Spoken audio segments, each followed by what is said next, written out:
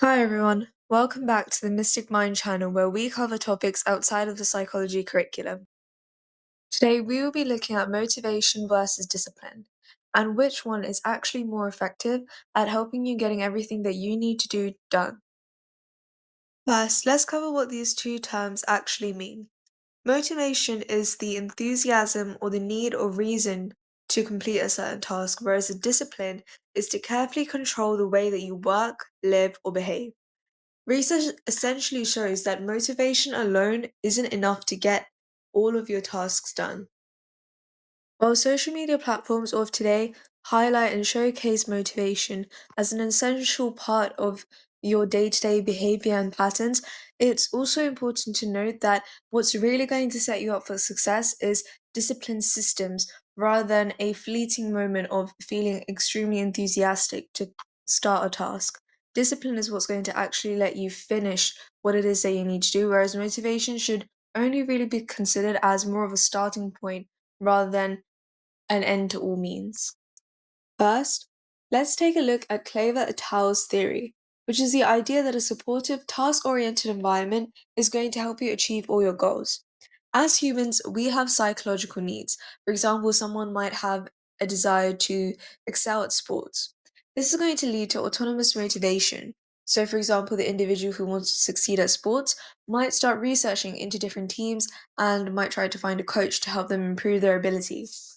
However, a lot of people describe that while motivation can help them to start a project or start a task, it doesn't necessarily mean that they're going to be able to finish it. And this is because motivation is an emotion. It is not something that is to be used for a long term plan and it's not sustainable enough to make sure that you continue to complete the task until it's completely finished. This is why researchers consider disciplined behavior to lead to better outcomes than relying on just fleeting moments of motivation alone. Now we're going to be looking at some psychology based strategies that are sure to guarantee you success. Now, if you're a student, it's really essential that you choose your study methods instead of following whatever is trending on social media. This might take some time and some experimenting, but it's better to take that time to make sure that you figure out what works for you instead of wasting your time on ineffective methods that don't get you the grades that you need or that you want. You might end up having to use different techniques for different subjects. For example, I found that whereas for more application based subjects like biology and chemistry, I just tend to do as many exam questions as I can after understanding the concept to make sure that my application skills are on point. It's essential that you do dedicate some time before you start your revision planning to make sure that the time that you spend studying is as effective and efficient as possible. The next tip is to celebrate small wins and use habit stacking. Celebrating the small wins is going to help you stay motivated throughout your journey. This might even mean the smallest of milestones at the beginning if you're not motivated enough, but that's totally fine and totally okay. Make sure that you write down different targets before the end of your project to make sure that you're giving yourself the time and space to rest and also appreciate how far you've come on whatever goal it is that you're trying to achieve. Habit stacking is also essential because it means that you're not trying to overburden yourself by trying to do too many things at once. Instead, focus on building one or a maximum of 2 to 3 habits at one time and then add on others once you feel like you're able to implement these habits into your routine as fluidly as possible. Next, try to use study buddies for accountability. It's essential that you have someone on this journey with you because that is what's going to make you feel even more motivated to actually continue with your system.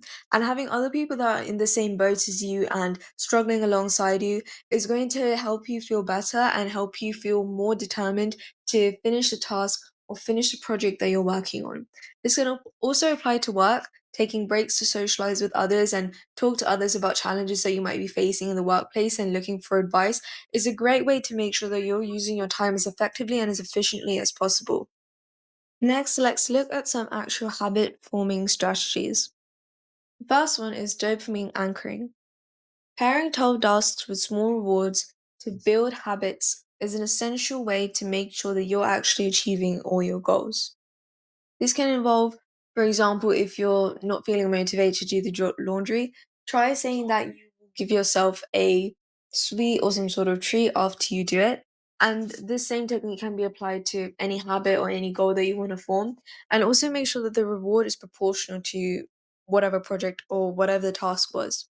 For example, don't just give yourself a 30-minute break after doing 5 minutes of work, but do give yourself, say, a 5 minute break after doing 5 minutes of work, and try to increase the timings as you go on to the point where you, for example, are able to do 25 minutes of work and then reward yourself with a 10-minute break. Another point is habit formation reality. A lot of videos online promise you to master discipline instantly, and this isn't really going to work, especially if you've been struggling with discipline a lot up until this point. Usually, it takes weeks or even months to be able to form a habit consistently, which is totally fine because everyone has a starting point. So, essentially, just be patient and keep going. Even if you're not able to show up in the exact same way for yourself every single day, just try to show up anyway. For example, if you said that you want to do 30 minutes of exercise a day, but you're not really feeling it, try to just do 5 minutes and then see how you feel after that. Discipline isn't always about making sure that you're perfect all the time, but more so that you're being consistent as much as possible, because that's what actually leads to progress rather than absolute perfection. So, finally, if there's anything that you take away from this video, let it be this: motivation sparks the journey, but discipline fuels the trip. Build environments and routines that align with your inner drive rather than watching a bunch of videos on the internet that promise to make you instantly motivated and relying on those to complete your tasks, because most likely they're not going to work. If you liked today's video and found it useful, please let me know in the comments and like and subscribe for more videos like these in the future. We post videos every Tuesday and Thursday, so see you then.